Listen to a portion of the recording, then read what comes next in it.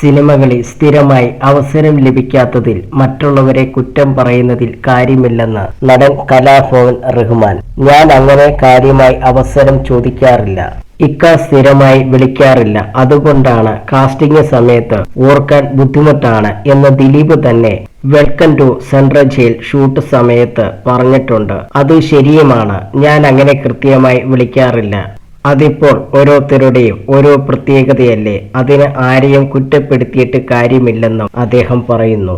കൗമുദി മൂവീസിന് അനുവദിച്ച പ്രത്യേക അഭിമുഖത്തിൽ സംസാരിക്കുകയായിരുന്നു അദ്ദേഹം. പരിഭവങ്ങളും പരാതികളും സൂക്ഷിക്കുന്ന വ്യക്തിയല്ല ഞാൻ. പണ്ട് എനിക്ക് മുൻകോപം ഉണ്ടായിരുന്നു. കാര്യങ്ങൾ എപ്പോഴും ആരോടും തുറന്നു പറയും. പക്ഷെ മുൻകോപം കൊണ്ട് ഒന്നും നേടാനായിട്ടില്ല.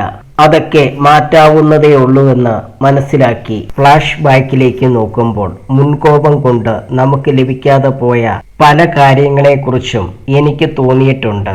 കറുകുറ്റിയിൽ കലാഭവന്റെ പരിപാടി അവതരിപ്പിച്ചു കൊണ്ടിരിക്കെ അൻസാറും സിദ്ദിഖും തമ്മിൽ വലിയ പ്രശ്നമുണ്ടായി. കാര്യങ്ങൾ അടിയിലേക്ക് വരെ എത്തി. ലാലും അൻസാറും തമ്മിലായിരുന്നു അടി. അങ്ങനെ പിറ്റേ ദിവസം മീറ്റിംഗ് വിളിച്ചുകൂട്ടി. അന്ന് എല്ലാവരും സിദ്ദിഖിനെയാണ് കുറ്റക്കാരൻ എന്ന നിലയിൽ കോർണർ ചെയ്തു.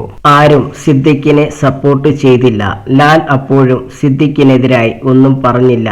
അങ്ങനെയാണ് സിദ്ദിഖ് കലാഭവനിൽ നിന്നും പോകുന്നത്.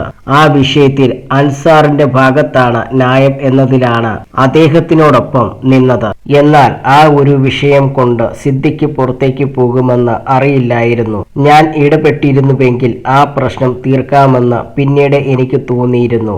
അവർ പിന്നെ പോയിട്ടാണ് ഹരിശ്രീ ഗ്രൂപ്പ് ഉണ്ടാക്കിയതെന്നും കലാഭവൻ റഹ്മാൻ പറയുന്നു. മിമിക്രിക്കാർ ആയതുകൊണ്ടാണ് ഒട്ടനവധി താരങ്ങൾക്ക് സിനിമയിൽ അവസരം ലഭിച്ചത്.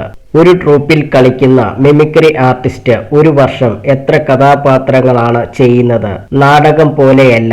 നാടകത്തിൽ ഒരു കഥാപാത്രം ചെയ്യുകയാണെങ്കിൽ ആ വർഷം മുഴുവൻ അത് തന്നെ ആയിരിക്കും. മിമിക്രിയിൽ വ്യത്യസ്തത എപ്പോഴും വേണം. അതുകൊണ്ട് തന്നെ അഭിനയം ജന്മസിദ്ധമായി കിട്ടാത്തവർ പോലും ട്രെയിൻഡ് ആയി മാറും. മലയാള സിനിമയിൽ നിറഞ്ഞു നിൽക്കുന്ന ഒരുപാട് താരങ്ങൾ മിമിക്രിയിൽ നിന്നും വന്നവരാണ്. മമ്മൂക്കായ്ക്ക് ഉൾപ്പെടെ മിമിക്രിയുടെ ചരിത്രമുണ്ട്.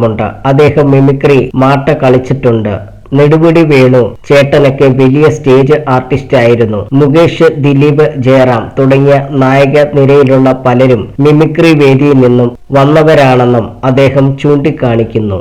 മിമിക്രി ചെറിയ കലയൊന്നുമല്ല, അത് വലിയൊരു കലയാണ്. അത്തരമൊരു കലാരൂപത്തെ ആരെങ്കിലും എവിടെയൊക്കെ മോശമായി പറയുന്നുണ്ടെങ്കിൽ അത് അസൂയ കാരണമാണെന്നേ ഞാൻ പറയുകയുള്ളൂ. ഇപ്പോൾ അതൊക്കെ വലിയ തോതിൽ മാറി. പണ്ട് കലാഭവൻ മണി ഒരാളെ അടിച്ച സംഭവമുണ്ടായിട്ടുണ്ട്. മിമിക്രിക്കാരെ പുച്ഛിച്ച് പല പ്രാവശ്യം സംസാരിച്ചപ്പോൾ സഹിച്ചില്ല. അതോടെയാണ് അടിച്ചത്. ആ നടനെ നമുക്കറിയാം. പക്ഷേ ഞാൻ പേര് പറയുന്നില്ല. ഒരിക്കലും നമ്മൾ ഒന്നിനെയും താഴ്ത്തിക്കെട്ടാൻ പാടില്ല.